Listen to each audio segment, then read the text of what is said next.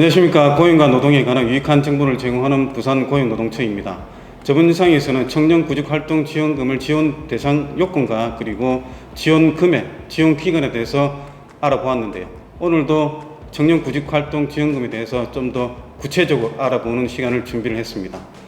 오늘 청년 구직활동 지원금에 대해서 도움 주실 분 소개해 드리겠습니다. 부산고용노동청 취업성공 패키지과의 안수현 중후관께서 나오셨습니다. 중후관님 안녕하세요. 예, 반갑습니다. 네, 반갑습니다. 중후관님 오늘은 어떤 내용을 준비를 해 주시는가요? 예, 오늘은 이제 선정되시고 나서 포인트가 지급이 되고 나면은 그 포인트를 사용하는 방법하고 그 포인트를 사용하고 나시면은 구직활동 보고서를 작성을 하셔야 됩니다. 그래서 구직활동 보고서 작성 방법에 대해서 설명을 드리려고 합니다. 네.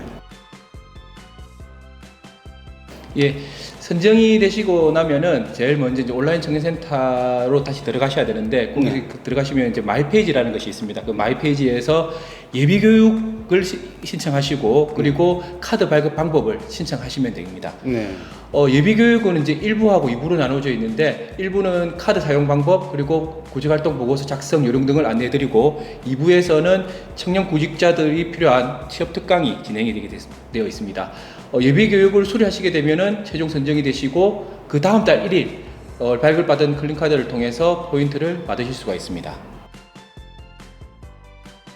첫 달은 예비 교육을 수료하시면은 지급이 됩니다. 그런데 그 이후부터는 그 구직활동 계획서에 따라서 본인이 작성했던 구직활동 계획서에 따라서 구직활동을 하시고 성실하게 구직활동을 하시고 나서 그 내용을 구직활동 보고서에 작성을 해서 제출을 해야지 그 다음 달부터 포인트가 지급이 됩니다. 그러면 청년 구직활동 지원금에 선정되신 청년들이 가장 궁금해하는 포인트 사용 방법에 대해서 알아볼 건데요. 포인트를 사용하실 때는 이제 두 가지만 생각하시면 됩니다. 첫 번째는 제한업종이라는 것이 있습니다. 취업준비 지원이라는 제도의 성격상 저희들이 유흥, 도박, 성인용품 등과 고가의 상품 그리고 자산 형성 관련 업종에 사용은 제한이 되어 있습니다. 이 제한 업종이 오프라인 상에서는 결제가 되지 않게끔 저희들이 시스템화되어 있는데 온라인 상에서는 이 제한 업종을 결제를 하실 수가 있습니다. 그러나 결제를 하시게 되면은 포인트 지급이 중단되기 때문에 절대 제한업종은 오프라인이든 온라인이든 사용하시면 안 됩니다. 자, 그러면 포인트 사용 방법에 있어서 주의해야 될 사항 두 번째는 어떤 게 있을까요? 예, 두 번째는 이제 포인트로 일시불 30만 원 이상을 결제했을 경우인데 이 30만 원 이상 지출하는 경우에는 구직활동 계획서상의 구직활동과 직접 관련이 있어야 됩니다. 따라서 구직활동 보고서 지원금 사용 특이사항의 사용 내용 및 구직활동 관련성을 성실하게 상세히 소명을 해주셔야 됩니다.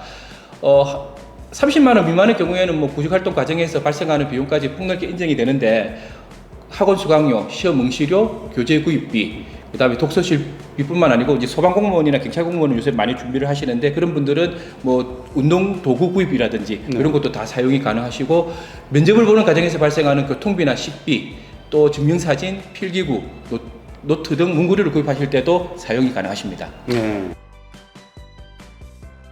식사를 하거나 교통편을 이용하는 것은 구직활동은 아닙니다. 따라서 구직활동 보고서에 보고하는 구직활동은 될 수가 없습니다. 그러나 이제 포인트 사용은 구직활동을 하는 과정에서 발생하는 비용들까지 폭넓게 지금 인정을 해드리고 있습니다. 예를 들면은 이제 부산에서 서울에 면접을 보러 갈 경우에 직접 구직활동 그 증빙 서류는 업체에서 발급해준 면접 확인서입니다. 그러나 구직활동 보고서는 이 면접 확인서를 증빙으로 사용하시면 됩니다.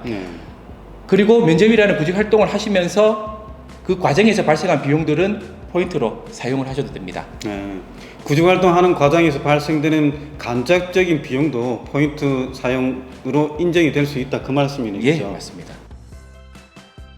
네, 구직활동 보고서에 이제 구직활동과 그 포인트 사용은 별개입니다. 그 청년들 중에는 이제 구직활동 보고서를 포인트를 사용하고 그 사용 내역을 보고하는 것으로 이제 오해하는 경우가 많이 있는데 구직활동 보고서는 포인트 사용 내역을 보고하는 보고서가 아니고 본인이 실제로 구직활동을 한 내역을 증빙하는 그런 서류라고 보시면 됩니다.